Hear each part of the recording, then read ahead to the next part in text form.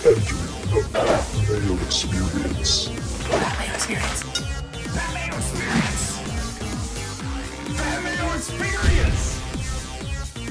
Experience. Welcome to the Pat Mayo Experience, presented by Underdog. This is the Truist Picks research preview, and we'll touch a little bit on the Myrtle Beach Classic, the alternate event, which is going on this week. But the first thing that I want to do is ask you to smash the like. Go to fantasynational.com/Mayo. Get yourself 20% off. But I want to bring in Alex Blickle from FTN, who, well, Alex, you give people your history with the Philadelphia Cricket Club. It's a pretty fun history. I won the Pennsylvania Open here at Philadelphia Cricket Club, so I feel pretty good with my ability to talk about what challenges this course presents and how these guys are going to try to attack it. Well, the biggest thing that I noticed, like doing just the quick research into it, is that they're playing it out of order. They're going to start on number 8 and then wrap around in succession back to number 7 as 18. I didn't even know that. That's pretty cool. I think it does make sense. But also I think like this golf course has 18 really good holes. So it almost doesn't really matter where they start. It's always going to be just a really good challenge, and every single hole is exciting. All right, well, let's take a look here. This is hole number 8. So this is going to be the opening hole for the Philadelphia Cricket Clubs. Just give us a kind of a, macro view of what this course is like, because it looks like a U.S. Open course. It very much plays like a U.S. Open course. I think a good place to start, Pat, is just talking about the difficulty of this golf course. We played the Pennsylvania Open at Oakmont the year prior to when we played it at Philly Cricket. The cut was one stroke different. It was one stroke higher at Oakmont than Philly Cricket. The winning score, we went to a playoff at even par. They were identical. So it's really on par with Oakmont in terms of difficulty. When they played the senior players here in 2016, Bernhard Langer won at 1 over par. He had no birdies and 3 bogeys in the final round to win at 1 over. So yeah, it's going to challenge you in pretty much every single way. So what do you think are the skill, like when we start filtering and try to figure out which players are going to be good here? Are we thinking just click the U.S. Open button on Fantasy National and move on our way? You definitely could, because I think the number one skill set without question for me is going to be distance off the tee, particularly carry distance.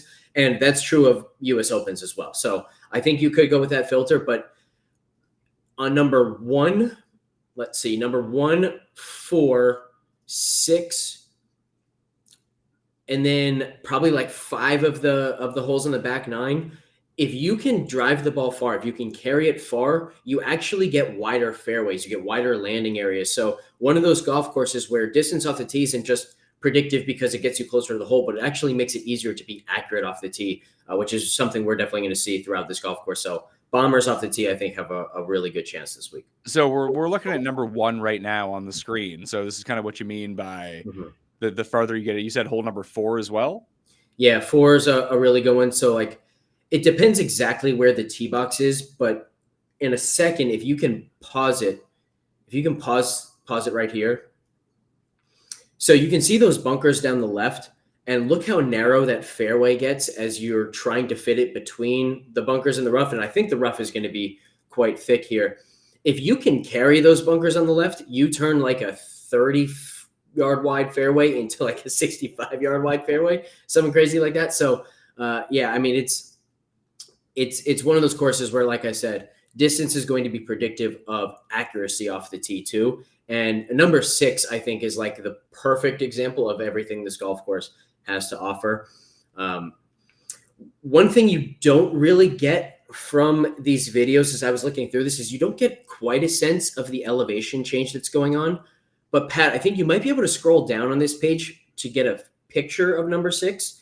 So you get a little bit more of the sense of the change in elevation from this picture, because that approach shot is way uphill, and then you're going into a severely sloped green. From this picture, you can see like how big of a drop off it is from the green into those greenside bunkers. It's crazy deep. So I think one of the other elements that might come to fruition this week is I think around the green play might matter less than usual.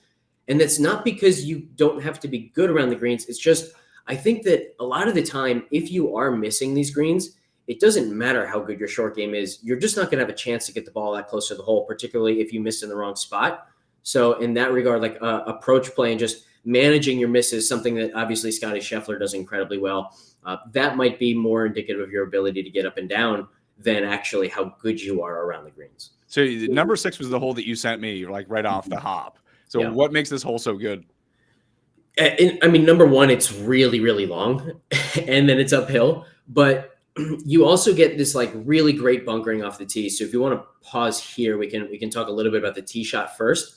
So the first thing to notice is like this is absolutely one of those instances where distance off the tee is going to help you with your accuracy off the tee, because if you can't carry this bunker on the right, you have to then fit it between the bunker and the bunker on the left. And maybe you lay up and you just say like, all right, I'm just going to take that far bunker out of play and I'm just going to play short of that. But now you're leaving yourself with like 210 to 220 up the hill to this crazy narrow green where every single miss is a bad miss except maybe short of the green.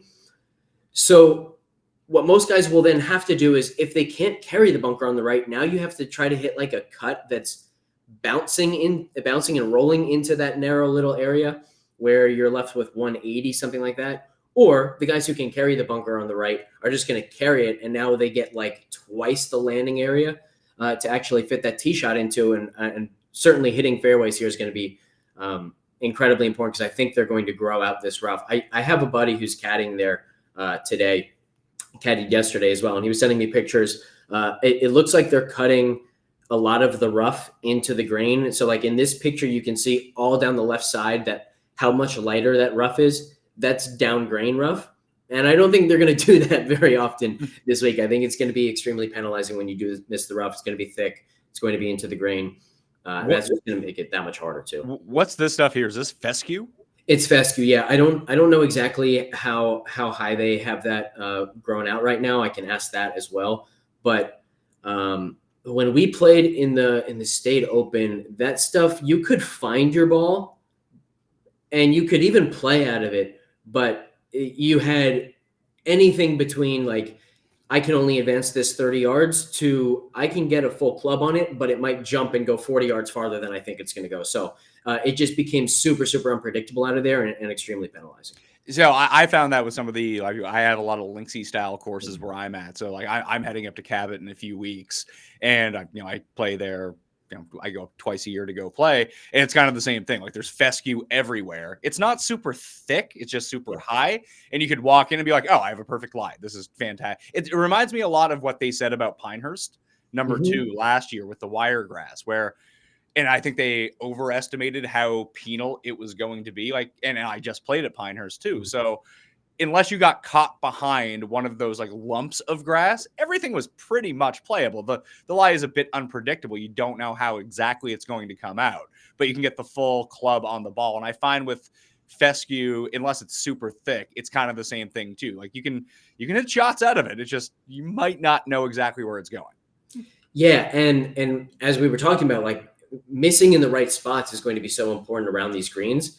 If you can't predict whether it's going 180 or 220 out of there, you can't control your miss, right? And so having that predictability of the fairway or even just the regular cut of rough might really help. So when we think about starting to build out like what types of players, you said bombers, it just sounds like you like Scheffler. I think Rory will actually be my top choice at the top of the board, just because of how far he carries it. He's going to turn some of like the more difficult holes into scoring holes in a way that isn't the case for basically any other player, which obviously is an enormous advantage and an advantage that he has on almost every golf course. But I think that will be magnified here. The other skill set that I do think is going to be more predictive than usual is putting. And the reason I say that is because this isn't like the most difficult golf course in the sense that it's hard or that it's easy to make doubles and triples all over the place, but it's difficult in the sense that it's really hard to make a lot of birdies. You're not going to get around where you make 5 birdies and every single putt was under 6 feet.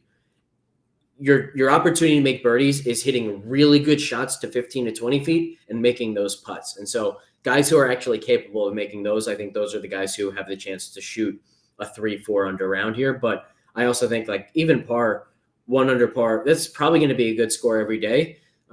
I could be totally wrong about that. Maybe these guys just embarrass the course in a way that I'm not prepared for, but I don't think that's going to be the case. I for one thing, like I know that basically every single golf course in the Philadelphia area takes pride in being difficult and being challenging.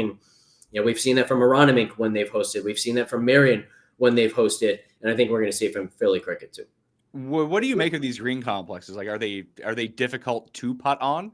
Because Yeah, they're bent grass greens, right? Yeah, let's go. Why don't you go to hole number 5, and maybe we get a good view of that green, because I think you'll see a lot of what you see kind of everywhere on this golf course, and that is crazy undulations. Like you're just not going to get many flat putts, and it's also why it's hard to hit the ball close, because so many of these spots are going to repel the ball. So let's see, how close are they going to get to this green?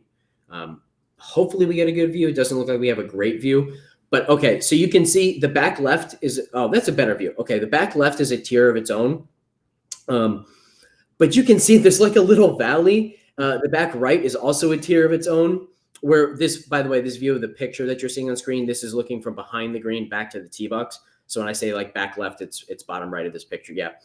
And then you get like another tier all the way at the front of the green. But regardless of where the pin is, unless you are 10 feet from the hole, you are hitting your putt from some other level of the green. And you see that sort of thing all over the golf course. I think another really good example of this idea is on 17. And I can even talk about a specific pin. Like I remember on the second day of the State Open, they had this pin all the way back left. And this is, I think, one of the more unique green complexes, because it's a different shape than like any other green that I can think of on any other golf course, where it's another 2-tiered green, but the way they separate the 2 tiers is super unique. So once we get up here, the pin was all the way to the left. So you can see it like super tucked up against another deep bunker, yet another theme that you'll see like all over the place. It's deep bunkers, and they like to put the pins right next to those deep bunkers. So you really have to make some decisions coming in. So the pin was left, but not front left, kind of, yeah, right where you have the mouse. And so the cool thing is, if you go pin high right from where you just had the mouse, you go down a tier. So then you go like way down below into like this little valley, and the back tier actually runs along the back edge, like in a U shape. So yeah, like all the way back and then to the back right. Exactly. That's the second tier. And then everything in the middle is down below. And so when the pin was all the way tucked to the left like that, our target coming into that green, nowhere near the pin. You can't take on the pin, because anything left is death. You have no chance to get your third within 30 feet. So we were trying to go like 10 feet right and 20 feet behind the pin. That was our target. And so if the pin was here, you were aiming like here. Yes, exactly. So like you don't see that sort of thing very often, but to then hit a quality shot, the birdie putt you're left with is a 25, 30-foot putt. Again, you just don't see that very often, and it's why it's so hard to go low here. But you have to be that patient, because like on a lot of golf courses, you make a bogey and your thought is, that's all right. I've got birdie holes. I can make up for it. When you make a bogey here, like a lot of the time you're thinking, well, I don't know when my next chance at birdie is going to be. So if you make 2 bogeys in a row, 3 bogeys in a row, it's like you almost feel helpless. You feel like you have no path back. And I think that's part of what makes this course so challenging, is like you have to be so strong and patient mentally. Talk to me about the bunkers a little bit, because this course has more bunkers on. I think it's 118, and that's more than any course all season. I think that you will probably hear all week that the players really like these bunkers, because they are firm, so you can spin the ball like crazy out of them, but they're deep and they're challenging. So you're probably going to get a good lie and be able to do what you want with the ball, but it's especially with fairway bunkers, there's definitely a little bit of a luck element, like just how far back are you from the lip? Do you have a shot or not? And then around the greens, they're so tough, just because you get a lot of shots where like you can execute the bunker shot exactly the way you want. You can hit it high, you can hit it spin, you can land it where you want, but the undulation of the green is still going to take the ball 30 feet from the hole. So it really becomes, as I said, about where you miss more than your skill out of those bunkers.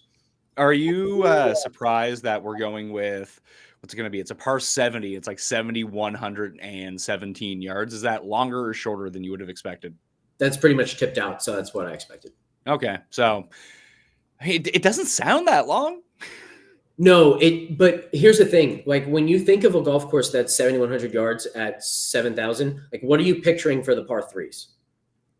I mean, the way that, like, just looking at the scorecard, it's not dissimilar from like Harbor Town, which I know this is nothing like, but like that, like when I start to think par 70, 7,100 yards, that's the type of course that instantly pops into my mind.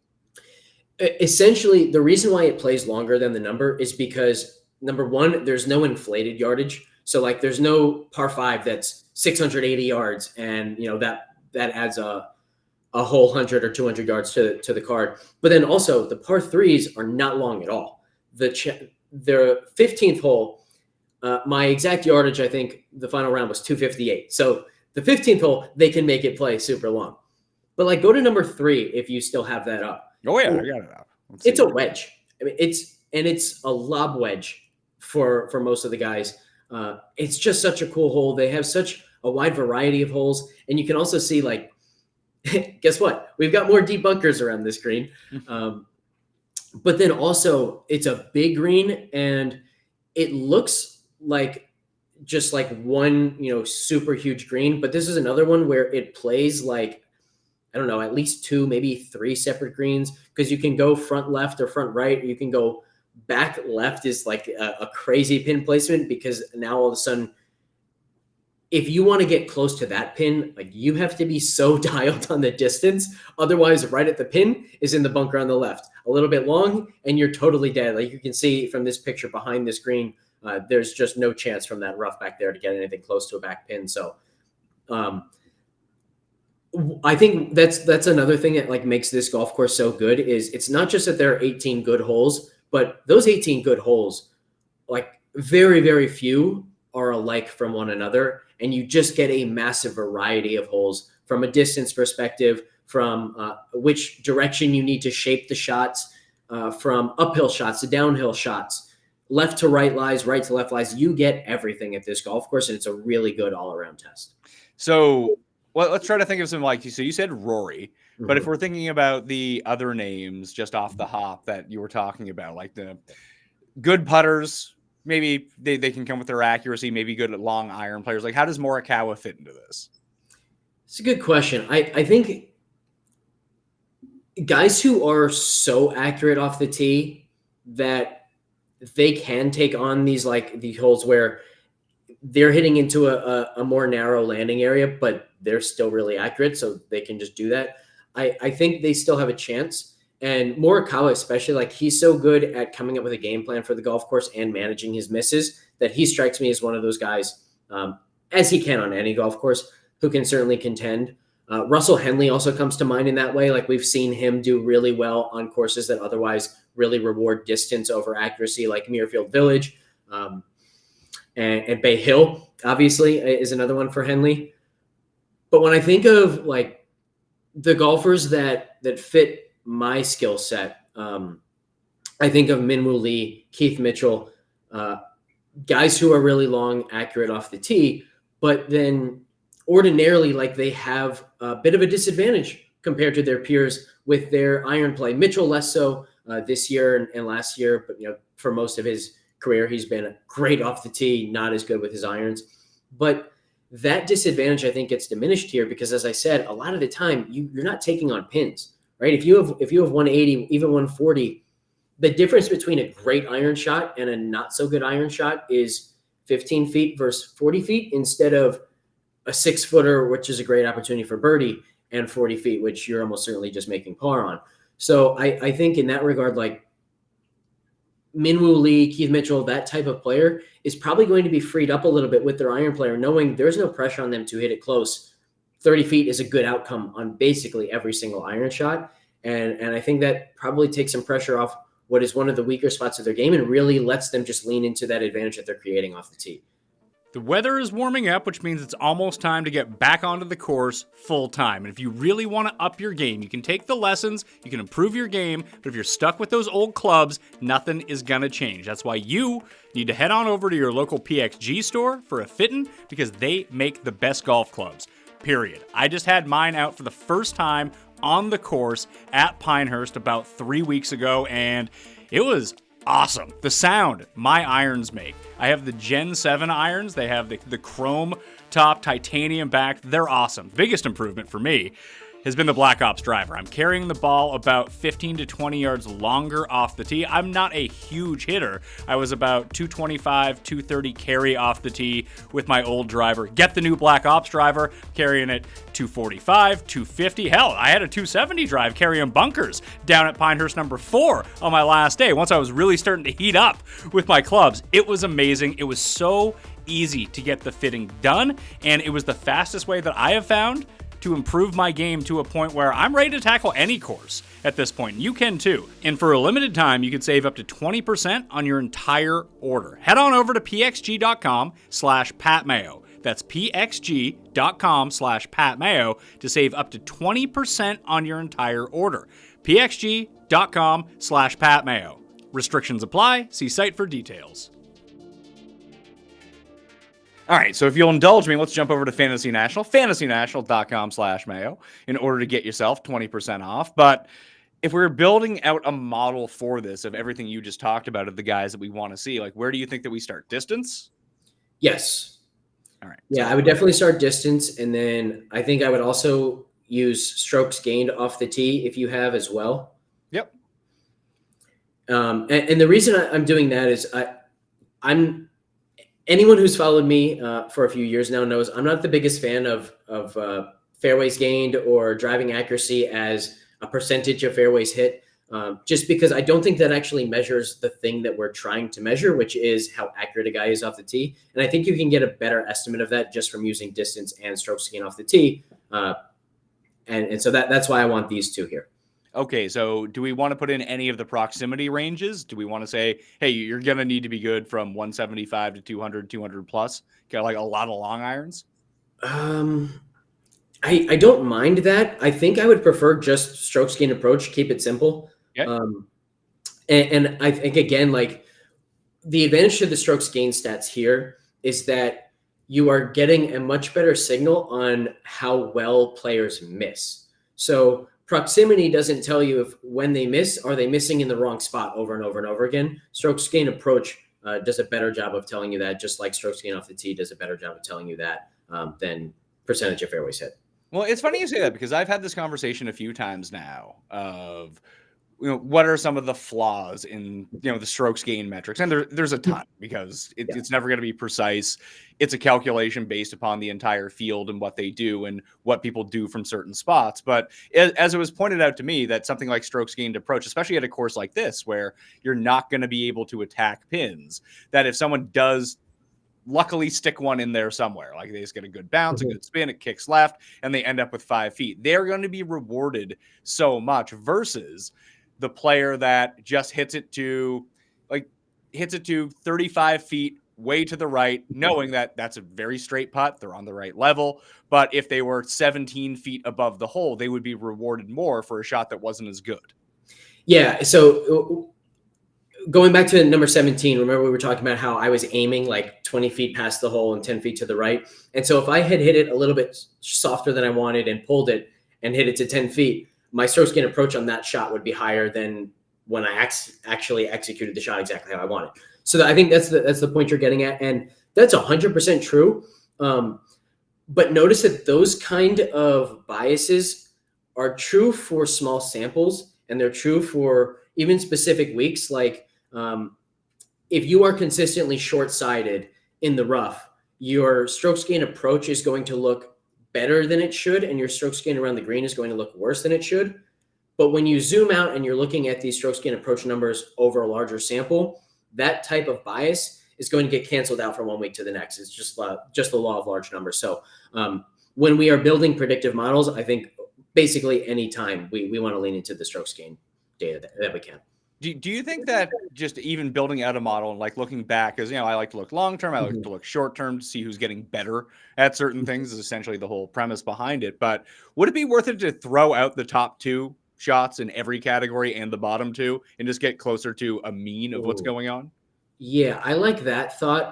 Another one that I use like in my own personal data is I like 75th percentile numbers. So like one of the things that you could do instead of looking at instead of tossing out like the top two or bottom two, you could also just switch from mean to median. I think that's kind of largely the kind of idea that you're getting at there. But I like looking at 75th percentile because most of what we do, whether it's DFS, outright betting, we care about what happens when the player is playing well, right?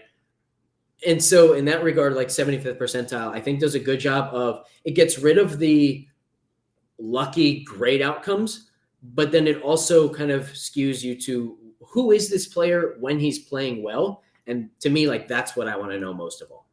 Interesting. Okay.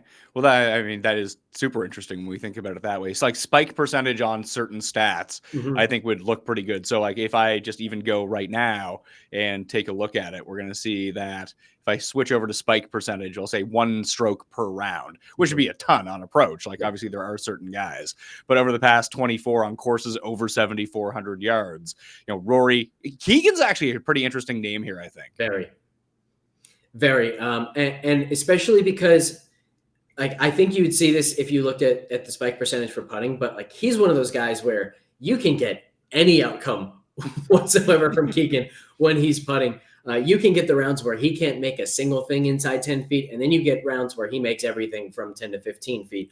And like I said, on this golf course, you're probably going to need guys to make a handful of 10 to 15 foot putts if you want them to make a good amount of birdies. So he was definitely a name that came to mind, and he's also sneaky long off the tee, at least in terms of his carry distance, because he hits such a high ball. So yeah, Keegan comes in 27th in this field of 75 right now. He actually rates out really well. Yeah. In the three things that we have in. Let's add a few more things I like to the that model and see where we're at here. Because I mean, we don't have anything actually like percentage wise. We just have 3 stats in here. Do you want to add in putting? Like, you want to break it up 10 to 15 or 5 to 10, 10 to 15, or just go like 10, 15, 15, 20? Yeah, I think I would go strokes gained putting overall. And then do you only have by 5 feet at a time?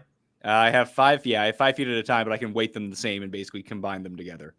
Okay. Yeah. Let's go 5 to 15 then. So I'd go 5 to 10 and then 10 to 15. Okay. That's usually what I throw in. Those tend to be the most, not that putting's super predictive, but those tend to be the most predictive of the bunch. Definitely. You know what? You could also do you have like putting over 30 feet or something like that? I have 25. It's just 25 feet and beyond.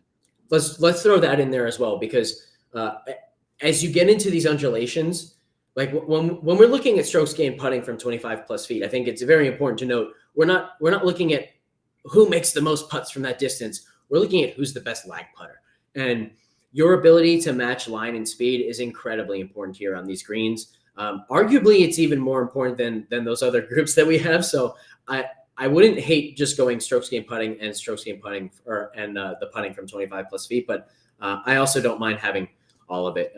Whichever your preference is, that's fine with me. But I think this tells a really good story because you're getting a lot of the signal from like who makes putts from strokes gained putting itself, and then you're also getting to the more important skill, which is lag putting. And specifically, it's about judging the speed you need from the undulations and how far downhill is it.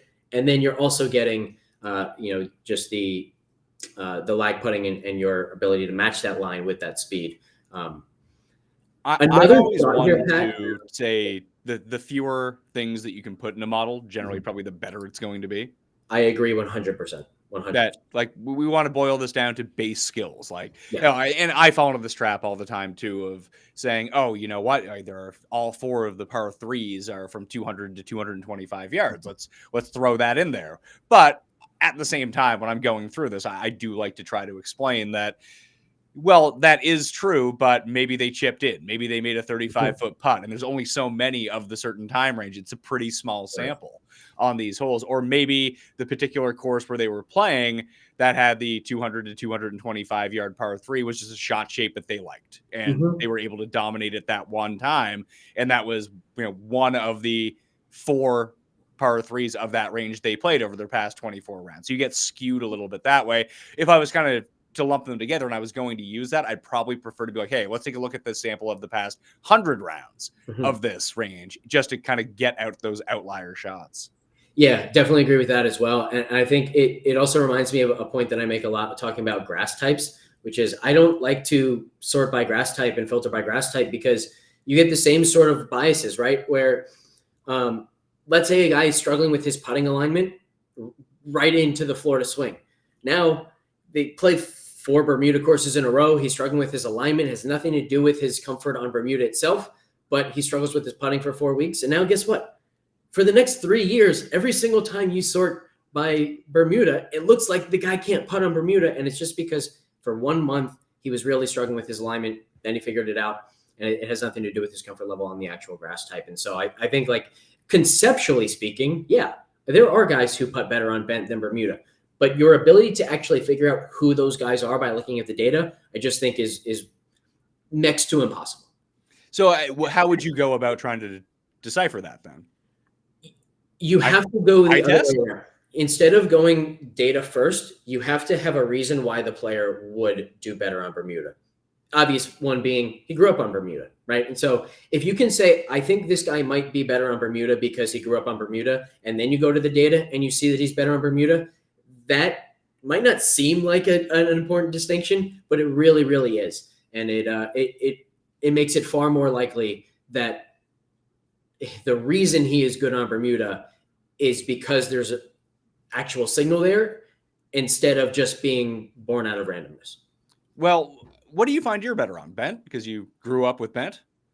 Yeah, I think I'm better on bent, but I also think that the surface for me is less important than the speed of the greens. And I am much better on fast greens. And so one of the things I was going to say, I know on Fantasy National, you can sort by green speed. And I do think this is one where you want to filter to fast, because I can guarantee you these are going to be 13, 14 on the stimp. They're going to be rolling really, really fast. And the reason why I think this type of split is more important and more predictive, number one, you're going to get a larger sample size, and you're also going to get like a more random occurrence throughout the year of when greens are really fast, instead of like 4 weeks in a row on Bermuda. You don't get 4 weeks in a row on fast greens and then you go play slow greens for 6 weeks. It's more random throughout the year.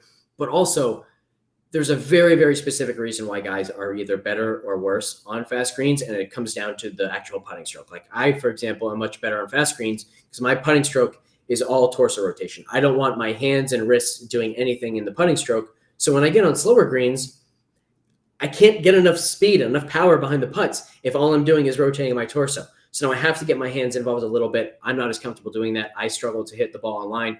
When I do that, I get on fast greens, and all I have to do is rotate my torso a little bit, get the ball started on line, and I'm much more comfortable, much more effective. We can take a look at the fact sheet right now from the gcsaa.org if you're ever looking for these.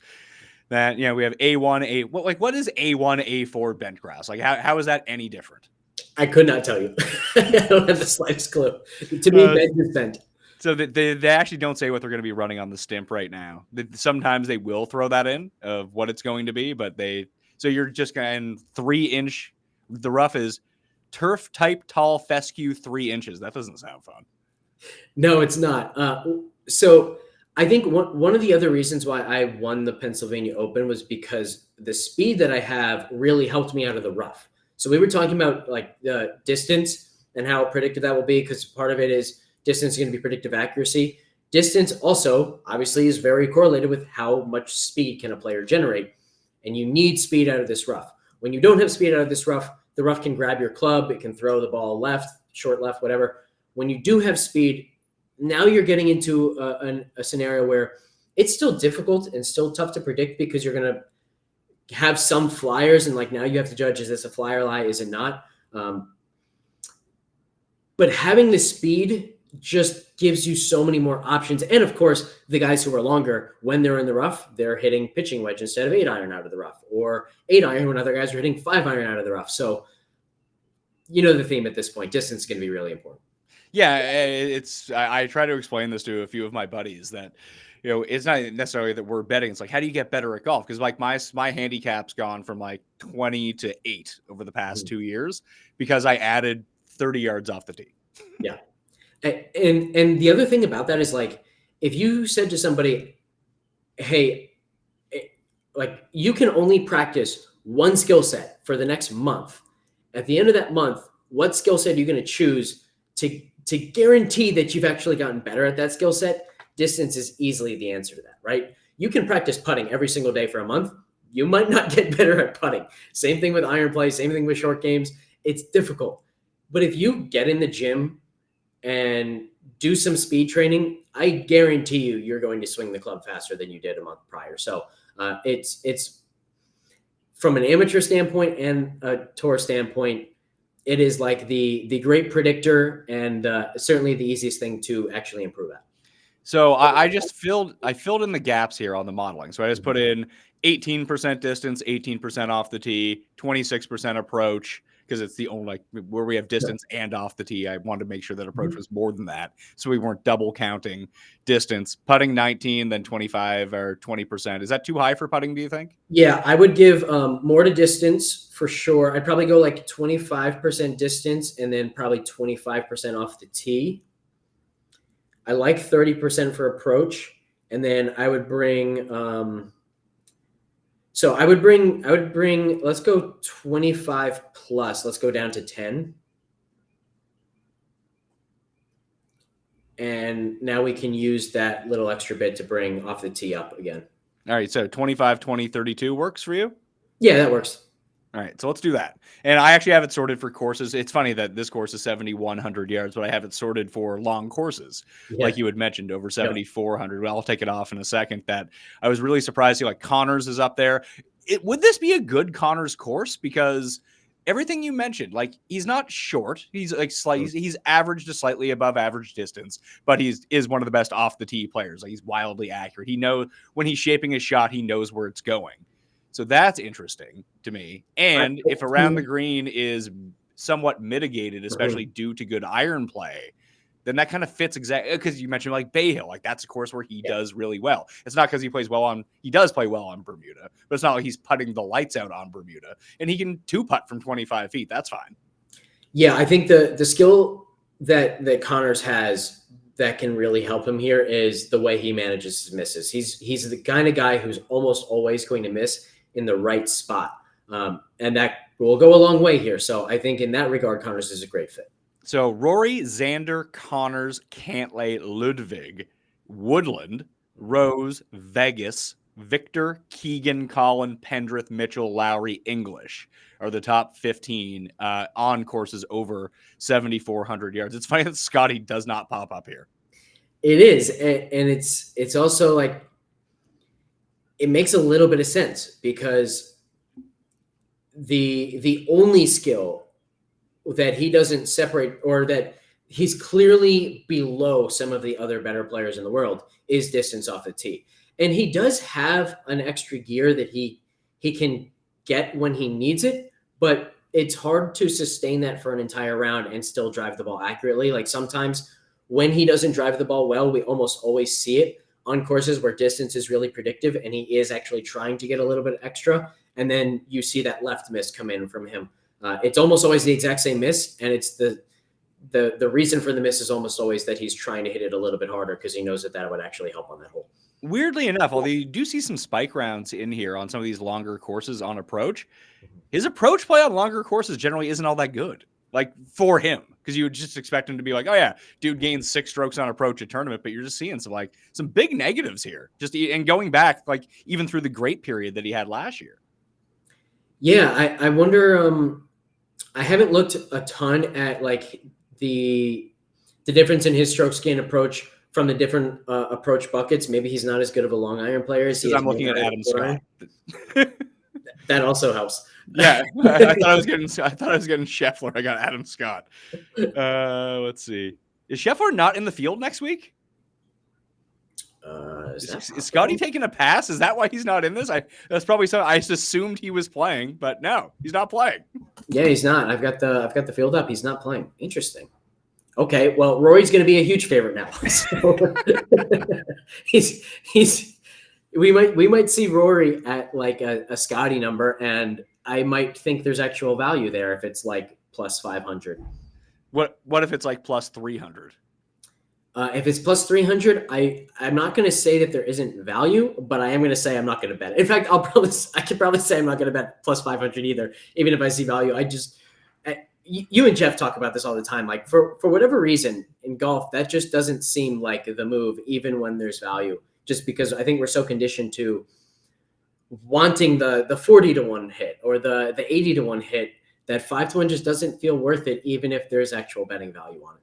So yeah, so throw Scotty out of the mag. I guess I was like, man, Scotty's approach play is really off the charts. I really thought he would have been better. It's like, of course, that's Adam Scott, who's no good.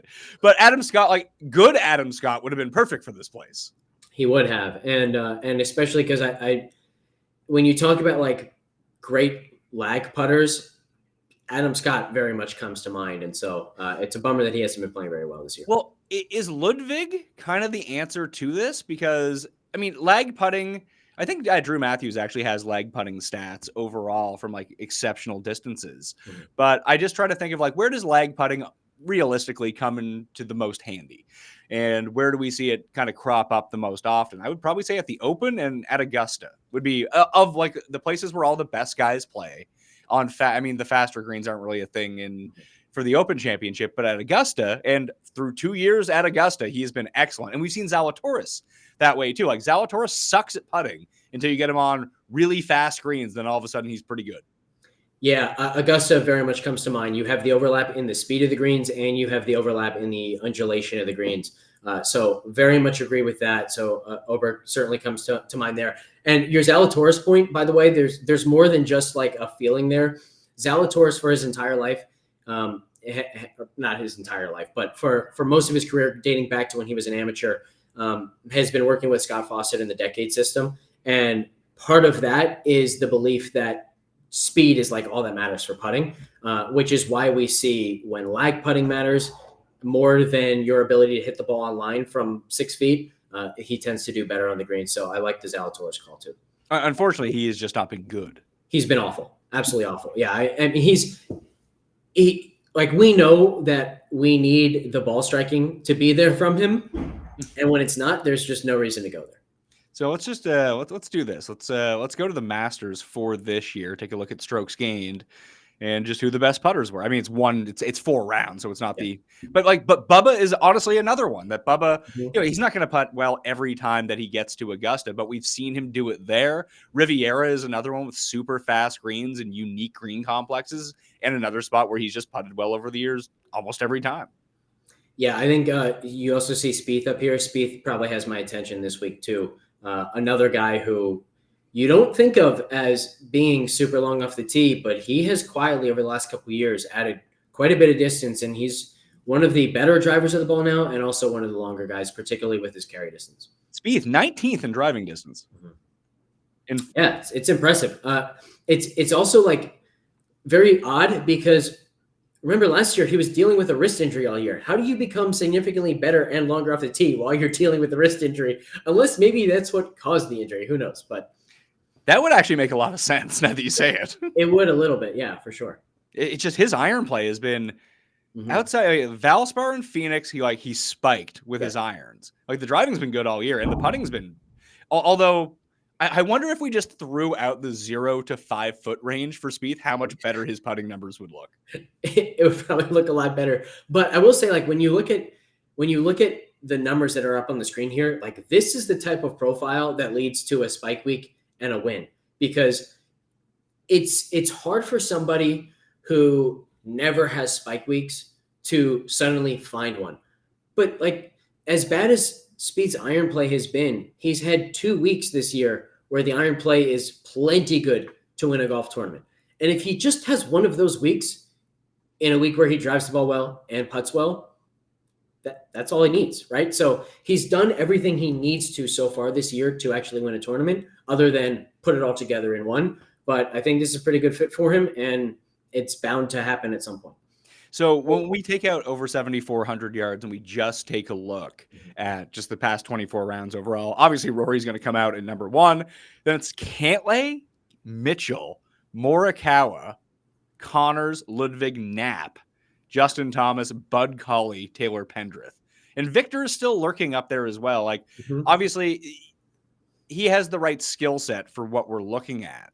And obviously, he had the win at Valspar earlier. But it's a Memorial win that I'd be more curious about, because you mentioned Muirfield Village before as well. And that's another course. I mean, those fairways are gigantic, but those also seem to be the ones where the longer you hit it, the wider it gets. And then you can set yourself up for at least a few more scoring opportunities where the field doesn't necessarily get those. I remember he beat Denny in the playoff at that tournament that year. That Denny weirdly plays almost like Keegan, plays these courses that you don't think that would fit him well, actually really well. Like the hard long courses, he's pretty good at.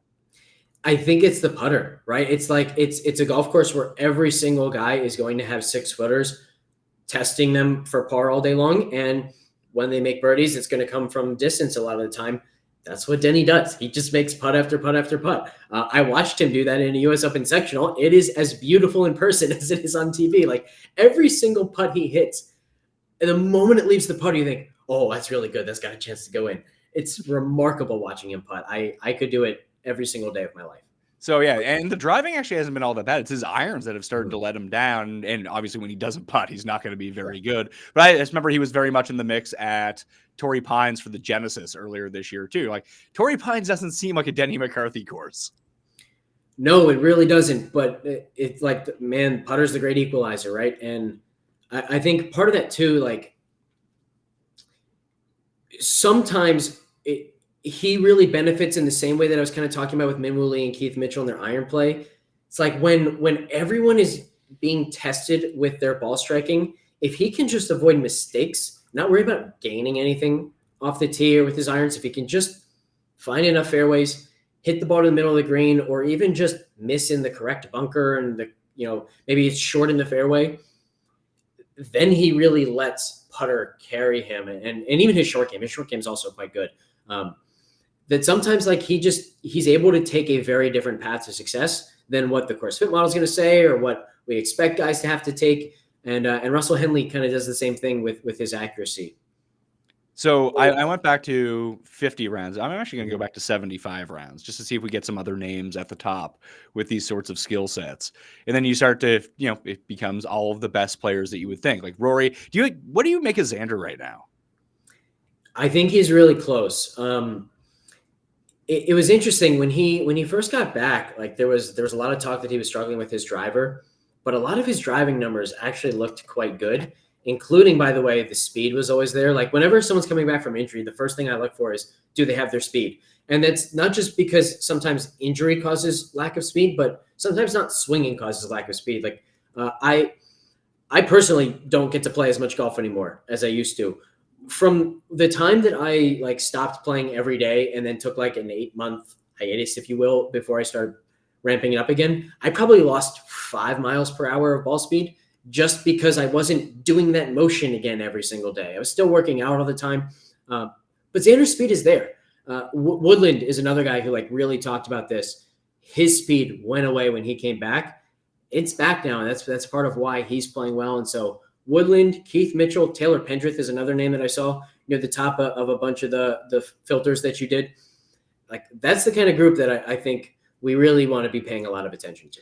Now, would you prefer a Keith Mitchell because of his distance or JJ Spawn, who's just playing better? It's a good question. I mean, Mitchell's been playing really well until he gets into contention. Once he starts hot, it's a little bit tougher for him. I think the biggest concern I have for Mitchell this week is we talked about the need for patience here, and I don't know if Keith Mitchell exactly has the patience that we're looking for. But there is an element, like particularly when you're building DraftKings lineups, I know this is something Tambo talks about, like skill set stacking, particularly on a course that we don't have a ton of data on, and there's uncertainty about what will really be predictive. If you played Pendrith, Mitchell, Hovland, Woodland together, you are benefiting with every single one of those picks if we're right about distance being super important, and if we're right about around the green not mattering as much as it usually does. And that's a pretty powerful thing in a 6-man lineup if you can have 4 of them that are actually quite correlated. So if we just look at distance over the past 75, some of the names that you mentioned, like there's Minwoo up there. I get sucked into it every week, but Ben An should win more tournaments. He should. He's been one of the more interesting guys to follow over the last let's say 5 years or so because of the way his game has progressed. He's had moments where he is literally one of the best drivers in the entire world, not just long, but very accurate. But he was also one of the best short game players in the world for a lot of his career. And as his putting has dramatically improved over the last year and a half, his around the green play has really fallen. And I don't think that's a coincidence. I think that shows you even the best players in the world, they have to devote a serious amount of time and effort to get even just a little bit better in certain areas. And sometimes other parts of their game have to suffer if they want to make significant improvements in an area like he clearly has with his putting. It's not like he's a great putter now by any stretch of the imagination, but he is not a terrible putter. And it's funny you mentioned the around the green stuff because his putting is reverted back and being pretty terrible. And his around the green play is popped back up as being some of the best on tour. Yeah, which, hey, I mean, there are multiple ways to look at that. You absolutely can look at it the way we were talking about Spieth, which is, okay, all the pieces have been there at times. He just needs to find the ability to put it together for an entire event, which very well could be this week, especially if he's got the driver working.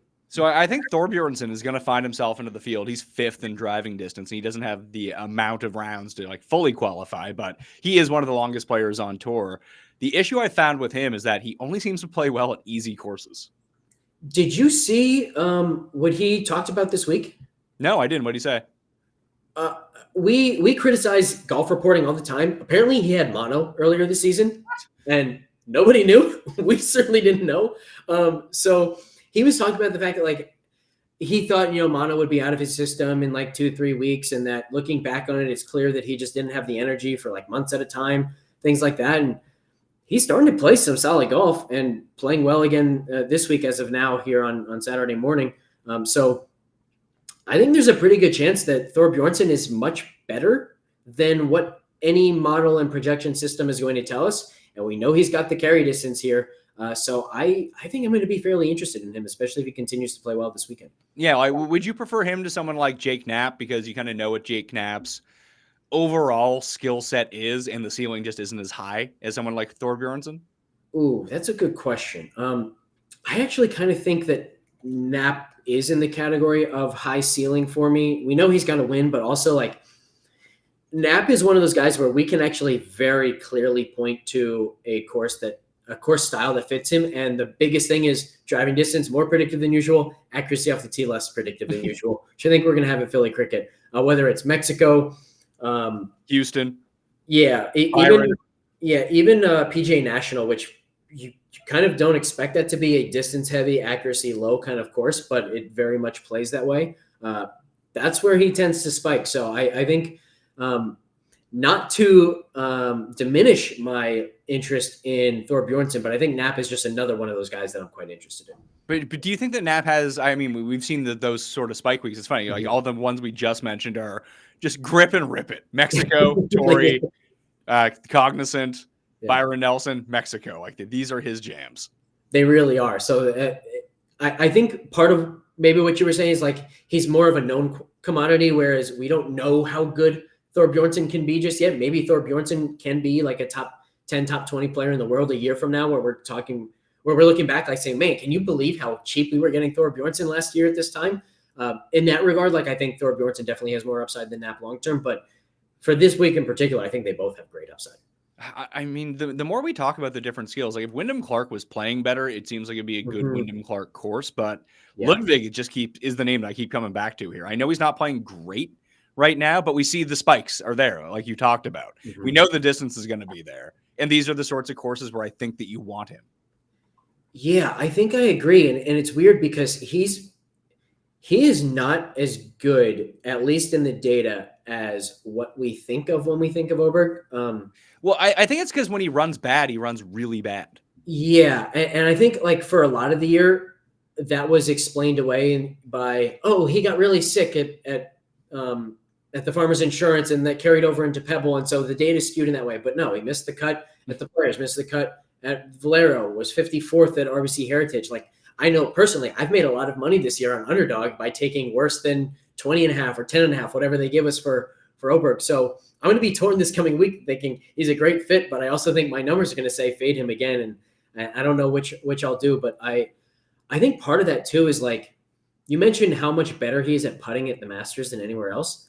I think from a putting standpoint, that might be a reason to come off of him, except for the fact that these greens are as similar to Augusta as you can find on tour. So I don't know what to do with Oberg, because I very much see what you're seeing in him, but I also know my numbers have told me to fade him pretty much every week this year, and it's only hurt me twice. So just taking a look at where he's putted the best in his career. So of the top 10, so every time that he's gained over 3.5 strokes putting, it's twice at the Masters. He has a U.S. Open in there. He has Bay Hill twice in there. We should appreciate the guys who have a type this way, right? He wants fast greens. He wants undulating greens. So in that regard, we've got what we want with Oberg. So anyone else you can really think of from down the list? It sounds like Thorbjornsen and Knapp are probably some of the cheap guys that we can think about. Do you actually like Woodland? Because he does rate out really well. I do like Woodland. I like what I'm seeing with this game. The only problem is the back actually healthy right now? Like, was this a very conservative, preemptive withdrawal, or is there actually something wrong again? In which case, that'd be tough to buy into. But I liked what I saw. I'm obviously not somebody who cares too much about, like, what players say. I think a lot of the time when players speak, they are lying to themselves, and therefore they're lying to us. They're trying to get themselves in more confident headspaces. But I did like what I heard from him talking about when he was in contention in the Houston Open, basically saying, like, it was the first time that he was in contention again and playing well again, where he actually trusted every aspect of his game and didn't think like it was an accident that he was near the top of the leaderboard. And that's about as good and honest I think, a self-evaluation as you can get. And so I did like hearing that, but he hasn't played particularly well since then. So it might be the injury, and I'm definitely concerned, but from a course fit standpoint, this is a good one for him. Worst players in the field for these metrics: Bez, Brian Campbell, Homa, Nick Taylor, Chris Kirk. What's the deal with Cam Davis? Does anyone know? No. Like, shouldn't he be good? He should be good. And man, it's so strange. He's like just clearly one of those guys who, I think, when you get him at low ownership, and when you get him in a signature event where there's no cut, and it's largely about how many birdies and eagles can the player make, there's always like an argument to take him, because for one thing, like, it's not like you can look back through his career and say, oh, he plays well when he's in good form and plays poorly when he's in bad form. He plays well at Pete Dye courses or short courses, it seems. Yeah, there's definitely that to it. But I also think that there's an element of just, there's pure randomness when it comes to just figuring out when he's going to play well. You don't need to see great lead-in form for him to play well. You don't need to see a specific fit for the golf course. When he's good, he's great. And when he's bad, he's awful. It's crazy. Just so many miscuts. I mean, he can't miss a cut this week. Don't you wish that this would be like, what are they going to have? 75 players. Wouldn't it be better if it was 85 players and you cut 35 of them? Yes, much better. And I think the players largely agree too. And I think we'll start to see cuts come back over the next few years. And if they end up, like, the merger probably isn't happening anytime soon, but just give like 5 spots to live guys just to make it fun.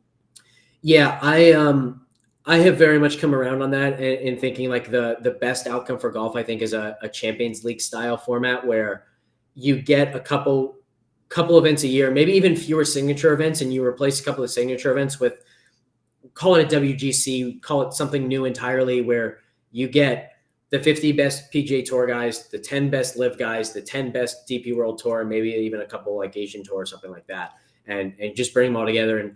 And that would also really help, like, people in my position, like, we're trying to build projection models for the Masters and the US Open.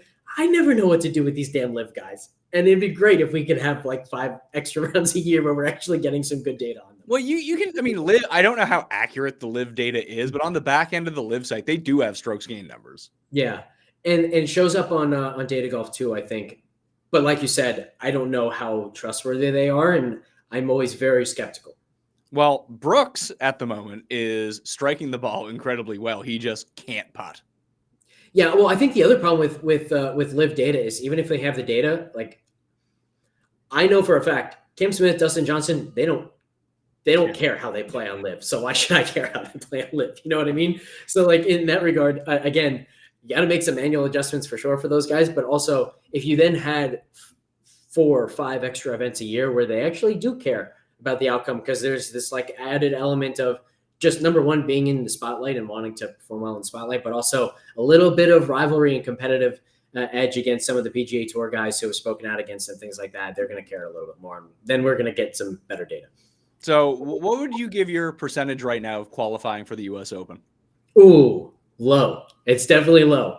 You're through. You made it through the first. How close were you to qualifying like this time, right? Because you came what, T3, and it was 2 spots. Yeah. Mm-hmm. Well, so you mean in local qualifying? Yeah. It was 4 spots, and I was tied for 3rd. We were 2 strokes ahead of the 5th place finisher, so the alternates, which is why I get to go to sectionals. But the thing is, like, it's going to be something similar. So I think we had 75 guys for 4 spots. It's going to be something close to that again. It might even be a little less. It might be like 60, 65 for 4 spots. But now every single guy in the field, all 65, are good enough to either be exempt because they're on the PGA Tour or something like that, or they're good enough to have gotten through the first round. So going to have to play some really, really good golf. But I like my chances to play well, and then I just have to hope that I play that much extra well to actually get through. I think like one of the big things I've learned is if I go out there trying to have my A+ game for 36 holes, I'm going to make some forced errors, some unforced errors, I should say. Whereas I want to go out there, be patient. I want to lean into the way I drive the ball.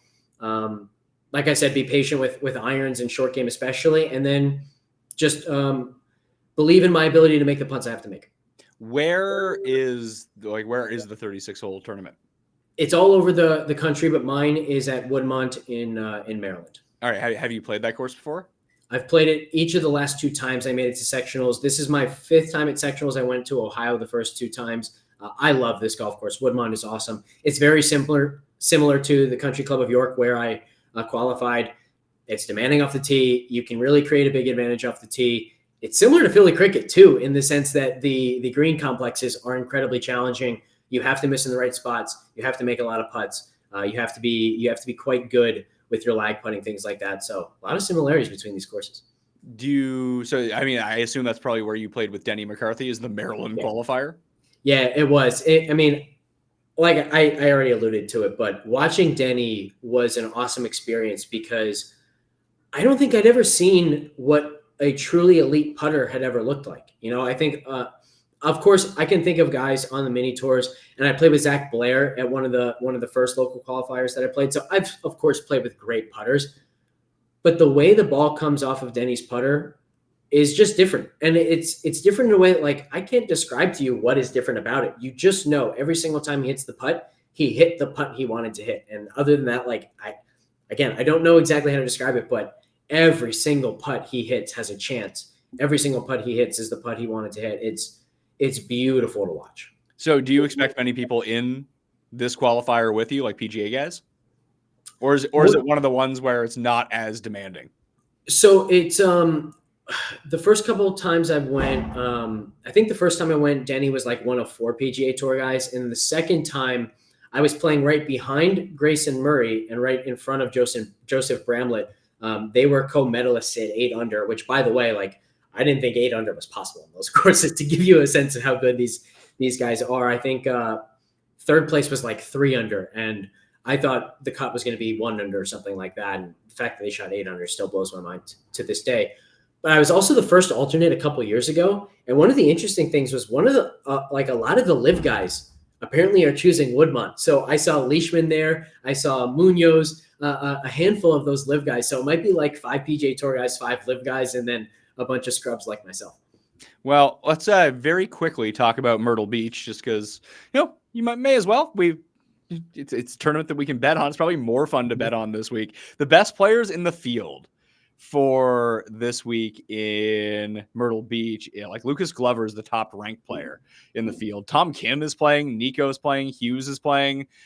Rasmus Højgaard is playing. Who else do we got here? Ryan Gerard is probably the hottest player coming in. Kevin Hughes playing. Knapp is playing. Nikolai is playing. This is another like grip and rip. This should be a great Jake Knapp course. Did you say Rasmus is playing?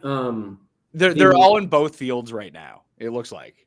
Oh, okay. I got you. Yeah. You know how they do that the week with the alternate events, like just in case? Yes. I think so Nat probably won't end up getting in. He'll probably play in the Truist, not Myrtle. But if he does play, it's probably pretty good.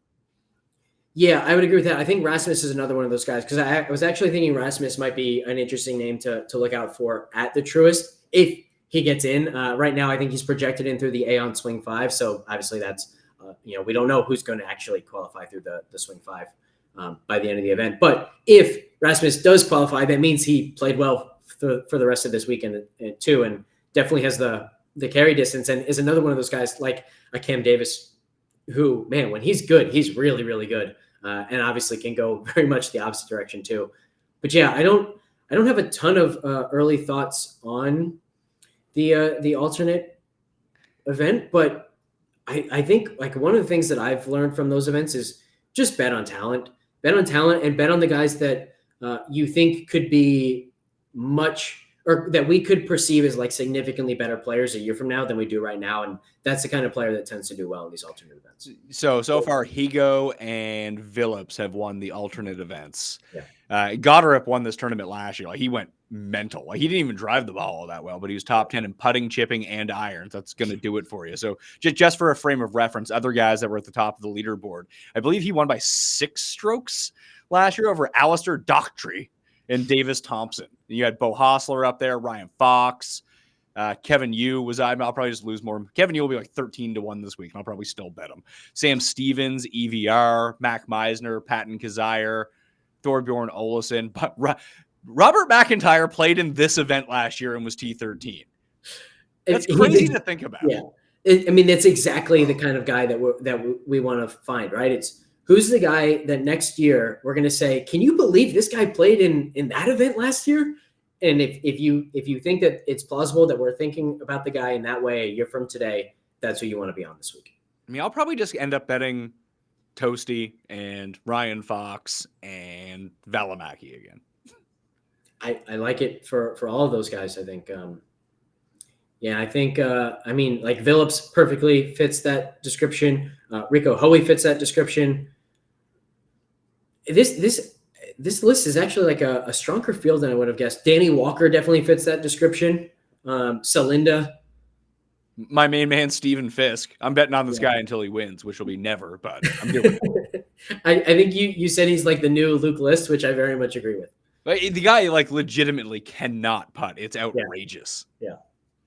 Do you know if have you noticed like our boy Luke List? He's not who he used to be in the sense his iron play has been atrocious this season. Oh, it's really bad. And he can't like the biggest out with Luke List always was he was so good around the greens. Mm-hmm. Like his tee to green was so good. It's a lot like when you look at some of like the classic Ben Ann numbers that you're like, if he could just ever putt 1 week, he'd win. And that's exactly what happened. He putted. I mean, I guess he has 2 wins because he won Sanderson Farms as well and like really dominated on the greens that week. But to see like Farmers, like he gained a bunch of strokes, but again, like off the tee was good, great week on approach, great around the greens. But to take a look at what he's been doing lately, like he can't hit an iron. He doesn't gain 3.5 strokes off the tee anymore. He's like if he can get to 2, he's doing okay. Now, granted, he's only playing in 2 rounds, so that has something to do with it. But he can't chip anymore either. Yeah, List found himself into a featured group, like either in the Cognizant or the Players of Valspar, something in that time. And they must have said like 10 times on the broadcast, this is one of the best ball strikers in the world. It's just a matter of whether he putts well. And I'm like screaming at my laptop. The guy hasn't gained strokes with his iron since July of 2024. Why don't you people watch golf? What is it? Okay, what do you think that is? Like, why do they talk about it in those terms? I have no clue. I do not know the answer. I think part of it is like I mean, we probably understand this fairly well just because we do a lot of these shows. Like sometimes you look for something to say, you say something, you think, well, that wasn't the best thing I could have said, but I just had to say something in the moment, and maybe that sort of thing happens. But this was not one of those examples. This guy said that about Luke List 4 or 5 times within a 45-minute stretch. He clearly believed it and just had no idea that List has been that bad. And to me, that just seems like, oh, I used to play golf, so I know golf really well, and I know these players, and I don't need to do any homework. I guess that makes sense, but like trying to think about it, if you're doing these featured groups, what I'm guessing is that like there's only so many guys that are on featured groups most of the time. That if you get a tournament like, you know, I guess the Cognizant, you end up with Luke List in one of these groups. Like he's not someone that you see all that often. So the only thing that you remember about him is when he was good and would have been in a featured group, and that's what you remember. Yeah, that's definitely part of it. But I also think like if it were me, I would want to find a way to tell compelling stories about the guys who are on the featured group.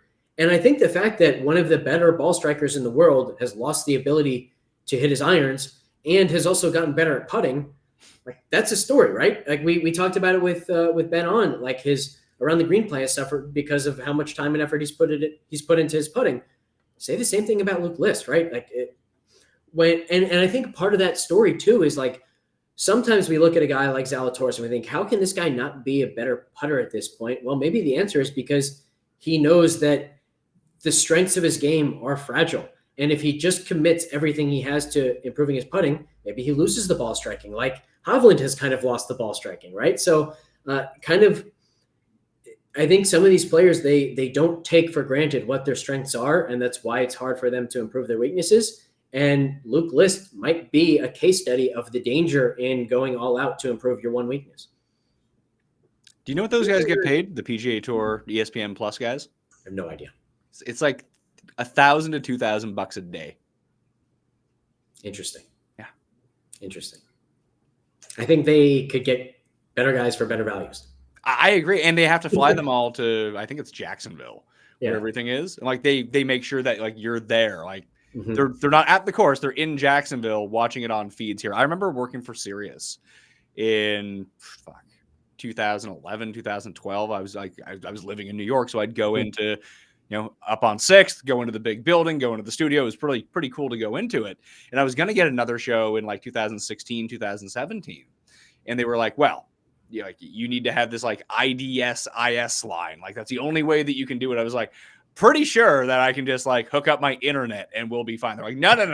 That would be impossible. Like that's not how we do things. Now that's exactly how they do things, obviously, because they were spending like 10 grand to send you one of these things that just made doing the shows ridiculously expensive. Because there's so much money in golf.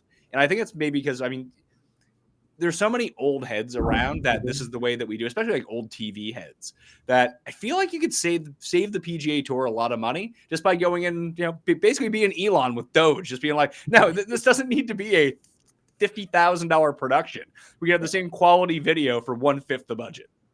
Yeah, it definitely seems that way. And then they could spend a little bit more time improving like the shot tracker and things of that nature and making that experience better for us. Well, they said they were going to mess around with putting like taggers on the caddies, but they haven't done that. Yeah, I think my guess is that some of the caddies just aren't reliable enough for that, right? Some of them are like, you meet some interesting characters when you meet all of the caddies, and some of them you can't count on them to remember to do that every single time they get to the ball. Well, I mean, I guess you would need a spotter with it as well. It's not that they would physically have to do it, but if you put the tracker on them, you would just have someone say, all right, like they have the button. They're like, okay, they're at the tee box, boom. And now they're up to the ball, boom. And just do it. That makes sense. Yeah, that makes more sense. All right, well, let people know what's going on at FTN. We got a lot going on. I think the biggest thing that I'll mention here is we've got contest sims for PGA DFS right now that are just part of the base DFS subscription. So if you've been toying with the idea of trying a new contest sims or even just trying a new PGA DFS product, our course fit model, our GPP scores unique to something or unique to us. We basically take like everything you can think of that matters in DFS, the projection, the ceiling, their top 5 odds, their top 10 odds, their missed cut odds, everything, and their ownership, combine it into one metric, and that tells you whether it's a good play or not. the GPP scores have been kind of a cheat code for us at FTN. So give that a chance, and you get contest sims as just a part of the base DFS subscription right now. Gotta say, although contest sims might be the wave of the future for people actually winning in some of these DFS tournaments, I hate them. I hate them so much. They're no fun. I kind of agree with you, actually. I think to me, like, one of the great things of DFS, one of the things that makes it so much fun is there's just an element of like solving the puzzle for that day, right?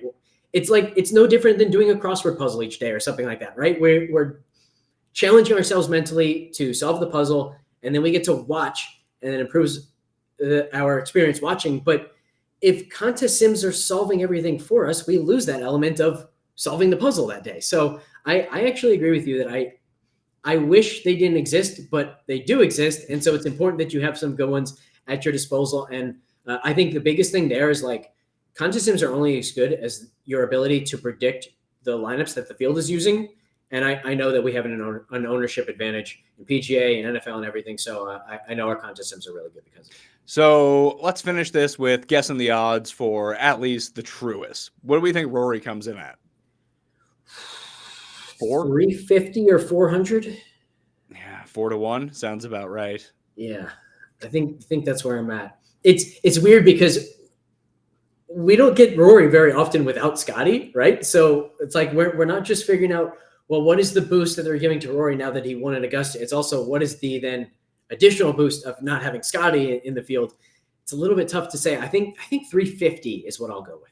Who do you think are the next two? Is it Xander, Colin, then like a drop to Ludwig? Yeah, that sounds right to me. Again, like it's tough because you definitely get to the part of the board where it opens up a little bit. Plus, Xander hasn't been quite as good this year. I think Colin will probably be second. He's been second so often. Third when Scotty's in the field so often this year. I think he'll still hold on to that, even though he hasn't played quite as well. But personally, I think Xander is the second most likely to win. So if we get Xander at, let's say, 12-1, 14-1, would that interest you? Probably not. I think that would fit in the category of like, there's a good chance that my model is going to show a little bit of edge on him. But I think the best way for me to describe it is like when I make an outright bet, I want more than a 5 to 10% edge. I'm looking for the guy who should be 40-1, but he's 70-1. The guy who should be 80-1, but he's 160-1. You get bigger errors in PGA outright betting than you get in other sports, just because there are so many guys and we're dealing with tail outcomes, and it's harder to estimate the true probability when it's 1 out of 100 than when it's 1 out of 2. So I think it's like an opportunity cost thing. I think you talk about this pretty well all the time. It's like you have a certain amount of money that you want to spend in a given week. And so if you're betting Xander at 12-1, that's like maybe 4 or 5 guys that you could otherwise take a chance on that you're now not taking a chance on. So I just don't bet 12-1 very often, but I do think 12-1 for Xander might be decent here. Justin Thomas might be pretty high up on the board too. Yeah, that's a good call. He could be way up there. But I think Keegan at like 65 is going to be my bet. I love that. I love that so much. Northeast too. Like that's the zone for Keegan. Yeah. So like geographic location, I think is interesting when talking about like fit for courses, because on one hand, my mind screams every course is its own course. But I know personally, like the golf courses that I grew up playing in Pennsylvania near Philadelphia are much more similar on average to like the courses I've gone up. So for example, like I tried to Monday qualify for TPC River Highlands a couple times. Like that's a much more similar golf course to the ones that I grew up playing than the courses I went and played down south on mini tours for years. So there's definitely overlap in geographic location, particularly in the Northeast, I think, more than any other, because you get those like championship golf courses, rolling hills, lots of undulation, elevation changes, things of that nature that very much as a carryover. Even if it's as simple as like having a very instinctual understanding of how to hit golf shots off of hanging lies and sloped lies and things of that nature, instead of just flat lie after flat lie after flat lie. I went back out for the first time this year yesterday, and like my course is just rolling everywhere. Yeah. So I had a bunch of shots that were just way above my feet from like 210 out. So I'm like trying to like guide a 4-iron, and I don't even hit a 4-iron very good anyways. Like, no, I'm gonna go for this. It'll be fine. Yeah. It was not fine. It's gonna take me like a month to relearn how to hit all those shots because I haven't played in ages. 100% true. I mean, I can tell you, like, most of my U.S. Open qualifying prep was on a simulator. I went and played my practice round, and like the first 3 bad swings I made were all different sloped lies. It was like, okay, what do I do again when the ball's below my feet or when I have a severe downhill lie? Like, and figuring out how to like translate the field that I had on the simulator. How do I apply that when now the ball is 6 inches below my feet? That's a very real like skill that you have to both learn instinctively throughout your career, but then also like just think about in the moment. So Keegan, Cam Young, New York guy. Yeah, I don't know if we can do that right now. He's got the distance. This we know. He have the carry distance. I mean, look, the good Cam Young would be a very good fit for this golf course, but we don't see the good Cam Young very often anymore. No, we don't. All right, that will do it for me on the Pat Mayo Experience. I'll be back on Monday with Jeff. I believe Cust is going to be on this week, and we are starting our PGA Championship coverage next Thursday as well with the player-by-player preview. So please tune in to Mayo Media Network, sub to the channel, smash like while you're here, and download the audio podcast on Spotify and Apple. I will see you next time. Pat Mayo Experience. Experience.